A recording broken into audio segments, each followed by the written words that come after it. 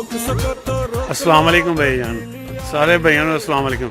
भाईजान ਇਹ ਹੈਗਾ ਹੱਲਾ ਹਸਪਤਾਲ ਹੈ, ਦਹੀ ਮਰਕਜ਼ ਹੈ, ਸਿਹਤ ਹੱਲਾ ਕਿ ਜਿੱਥੇ ਜਨਾਬ ਇਸ ਟਾਈਮ ਕੋਈ ਡਾਕਟਰ ਨਹੀਂ, ਕੋਈ ਡਿਸਪੈਂਸਰ ਨਹੀਂ, ਕੋਈ ਕੁਛ ਵੀ ਨਹੀਂ।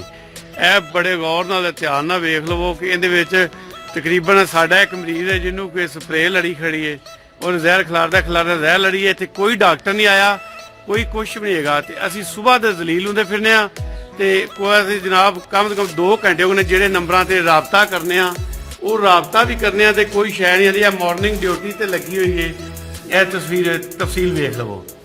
ਇੱਥੇ ਜਨਾਬ ਅਸੀਂ ਕਮ ਤੋਂ ਕਮ 1.5 ਘੰਟੇ ਤੋਂ ਜ਼ਲੀਲ ਹੋ ਰਹੇ ਹਾਂ ਤੇ ਜਿਹੜੇ ਨੰਬਰ ਇਹ ਲਿਖੇ ਨੇ ਡਾਕਟਰ ਮੁਹੰਮਦ ਅਰਸਲਾਨ ਖਾਨ ਤੇ ਦੂਸਰਾ ਇੱਕ ਹੋਰ ਡਾਕਟਰ ਦਾ ਲਿਖਿਆ ਡਾਕਟਰ ਮੁਦੱਸਰ ਨਿਆਜ਼। ਇਹ ਜਨਾਬ ਇੱਥੇ ਕੋਈ ਸ਼ੈ ਨਹੀਂ ਹੈਗੀ, ਕੋਈ ਕੁਛ ਨਹੀਂ ਹੈਗਾ। ਜੇ ਨਾ ਕੋਈ ਦੂਸਰਾ ਇਹਦੇ ਲੇਡੀ ਦੇ ਕੋਈ ਇੱਥੇ ਨਰਸ ਨਹੀਂ ਹੈਗੀ, ਕੋਈ ਕੁਛ ਨਹੀਂ ਤੇ ਸਾਰੇ ਜ਼ਲੀਲ ਹੁੰਦੇ ਫਿਰਨੇ ਆ। ਘੰਟੇ ਦਾ ਸਾਡਾ ਮਰੀਜ਼ ਐਮਰਜੈਂਸੀ 'ਚ ਪਿਆ ਹੈ, ਉਹ ਵੀ ਤੁਹਾਨੂੰ ਅਸੀਂ ਵਿਖਾ ਦਿੰਦੇ ਹਾਂ ਜਨਾਬ। ਇੱਥੇ ਕੋਈ ਪਰਚੀ ਵਾਲਾ ਵੀ ਕੋਈ ਨਹੀਂ ਹੈਗਾ।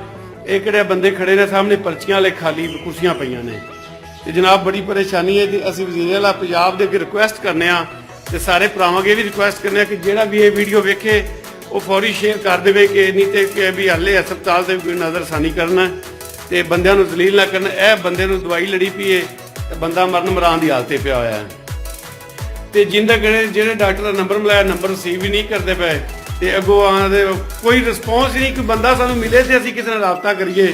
ਤੇ ਇਹ ਮਰੀਜ਼ ਲੈ ਕੇ ਬੰਦੇ ਦੋਵੇਂ ਆਏ ਨੇ ਤੇ ਇਹ ਬੀਬੀਆਂ ਵੀ ਸਾਰੀਆਂ ਤੇ ਇਹ ਜੀ ਕਿਹੜਾ ਹੈਗਾ ਇੱਥੇ ਵੱਡੀ ਡਾਕਟਰ ਸਾਹਿਬ ਸੀਨੀਅਰ ਮੈਡੀਕਲ ਅਫੀਸਰ ਹੈ। ਇਹ ਜਨਾਬ ਇਹਨਾਂ ਦੇ ਵੈਸੇ ਤੁਸੀਂ ਜੰਦਰਾ ਵੇਖ ਲਓ ਜੰਦਰੇ ਵੱਜੇ ਪਏ ਨੇ ਤੇ ਇਹ ਬੀਬੀਆਂ ਵਿਚਾਰੀਆਂ ਦਮਾਈਆਂ ਪੈਣਾ ਇੱਥੇ ਧੱਕੇ ਖਾਂਦੀਆਂ ਫਿਰਦੀਆਂ ਨੇ ਤੇ ਮੈਡੀਕਲ ਅਫੀਸਰਾਂ ਦੇ ਵੀ ਇਹ ਵੇਖ ਲਓ ਜਨਾਬ ਕਿ ਵਿੱਚ ਮੂਵੀ ਦੇ ਤੁਹਾਨੂੰ ਸਾਰਾ ਕੁਝ ਨਜ਼ਰ ਆਉਂਦਾ ਪਿਆ।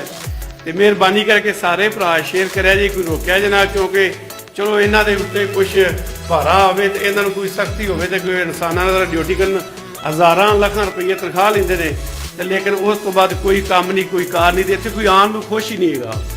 ਤੇ ਜਨਾਬ ਮਿਹਰਬਾਨੀ ਕਰਕੇ ਜਿਹੜੇ ਮੇਰੇ ਭਾਈ ਵੀ ਇੱਥੇ ਚੈੱਕ ਕਰਨ ਉਹ ਮੂਵੀ ਮੇਰੀ ਵੇਖਣ ਤੇ ਫੌਰੀ ਮਿਹਰਬਾਨੀ ਕਰਕੇ ਸ਼ੇਅਰ ਕਰ ਦਿਆ ਜੇ, ਤੁਹਾਡੀ ਬੜੀ ਮਿਹਰਬਾਨੀ ਹੋਗੀ। ਕਿਉਂਕਿ ਇਹ ਅਗਰ ਤੋਂ ਇੱਥੇ ਡਾਕਟਰ ਹੋਣਗੇ ਤੇ ਗਰੀਬਾਂ ਨੂੰ ਇੱਥੋਂ ਇਲਾਜ ਮੁਆਵਜ਼ਾ ਹੋਵੇਗਾ ਤੇ ਸਾਰਾ ਕੁਝ ਬਿਹਤਰ ਹੋਵੇਗਾ। ਤੇ ਲਿਆਦਾ ਹੈ ਕਿ ਕਿਹੜੇ ਡਾਕਟਰ ਦਿਨ ਚਿੱਟੇ ਡਾਕੂ ਬਣੇ ਬੈਠੇ ਨੇ, ਇਹ ਡਾਕੂਆਂ ਦਾ ਕਿਹੜਾ ਹੈ ਪਕੜ ਹੋ ਜਾਏ ਦੀ ਤੇ ਆਪਾਂ ਲੋਕ ਵੀ ਸਾਰੇ ਖੁਸ਼ ਹੋਵਾਂਗੇ। ਕਿਉਂਕਿ ਕਿਸੇ ਦੇ ਇਹ ਨਹੀਂ ਕਿ ਮੈਂ ਕੋਈ ਇਕੱਲਾ, ਮੈਂ ਤਾਂ ਵੈਸੇ ਹਸਪੀਟਲ ਵਿੱਚ ਆਇਆ ਤਾਂ ਉੱਥੇ ਮੈਂ ਰਸ਼ ਵੇਖਿਆ, ਮੈਂ ਪੁੱਛਿਆ ਕਿ ਕੀ ਮਸਲਾ ਹੈ ਤੇ ਉਹਨਾਂ ਕਿਹਾ ਜੀ ਆਹ ਮਾਮਲਾ ਬਣਿਆ ਕਿ ਡਾਕਟਰ ਕੋਈ ਨਾ ਕੋਈ ਨਰਸ ਹੈ ਨਾ ਕੋਈ ਡਾਕਟਰ ਹੈ। ਤੇ ਮਿਹਰਬਾਨੀ ਕਰਕੇ ਇਹਨੂੰ ਸ਼ੇਅਰ ਕੀਤੀ ਜਾਏ ਜੇ ਤੇ ਚਲੋ ਕਿਸੇ ਦੇ ਇੱਥੇ ਡਾਕਟਰਾਂ ਦੀ ਸਖਤੀ ਹੋਗੀ, ਡਾਕਟਰ ਆਂਗੇ ਕਈਆਂ ਗਰੀਬਾਂ ਦੀ ਜਾਨ ਬਚੇਗੀ ਤੇ ਸਦਕਾ ਜਾਰੀਆ ਸਵਾਬ ਵੀ ਮਿਲੇਗਾ ਤੁਹਾਨੂੰ ਸਾਰਿਆਂ ਨੂੰ। ਤੇ ਅਸੀਂ ਆ ਲੇਡੀ ਹੈਲਥ ਵਰਕਰ ਵਾਲੇ ਪਾਸ ਦਫ਼ਤਰ ਆਏ ਹਾਂ, ਇੱਥੇ ਵੀ ਕੋਈ ਸ਼ੈ ਨਹੀਂ ਹੈਗੀ। ਅਸੀਂ ਜ਼ਲੀਲ ਹੋ ਕੇ ਹੁਣ ਵਾਪਸ ਜਾ ਰਹੇ ਹਾਂ। ਲਿਆਦਾ ਹੈ ਕਿ ਵਜ਼ੀਰ ਆਲਾ ਪੰਜਾਬ ਸਾਹਿਬ ਦੇ ਤਰਫ ਅਸੀਂ ਇਹ ਭੇਜਣ ਲੱਗੇ ਮੂਵੀ ਤੇ ਲੇਕਿਨ ਸਾਰੇ ਭਰਾਵਾਂ ਦੀ ਮਿਹਰਬਾਨੀ ਹੋਊਗੀ ਆਪਣੇ ਭਰਾ ਦੇ ਨਾਲ ਮਿਲ ਕੇ ਇਹਨੂੰ ਸ਼ੇਅਰ ਕਰੋ ਤੇ ਇਹ ਮੁਸਲਮਾਨੀ ਦਾ ਹੱਕ ਅਦਾ ਕਰੋ। ਸ਼ੁਕਰੀਆ, ਮਿਹਰਬਾਨੀ। Please subscribe the channel The Witness and like the video.